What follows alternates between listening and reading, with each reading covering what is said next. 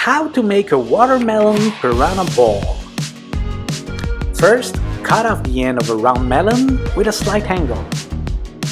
Then cut to the 3/4 of the melon and then with a 75 degrees angle to the center.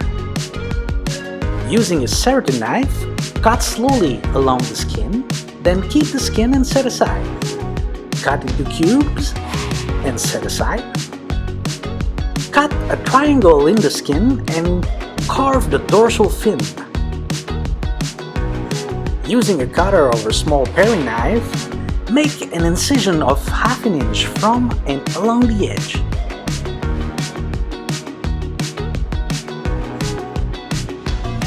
Remove the skin by cutting into the white part, just like that. There you go.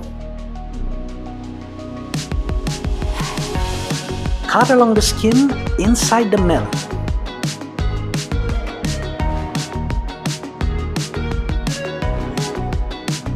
Remove the flesh with a spoon.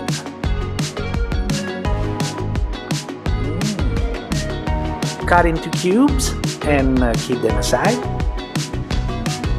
Make V-cuts to create the teeth.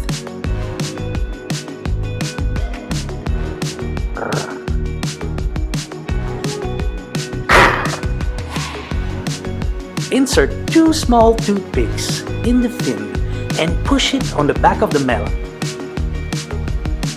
Using a spoon borer, draw the eye, cut and remove the skin.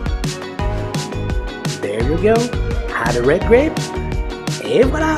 You can use the ball to serve the watermelon or a fruit salad. It's that easy.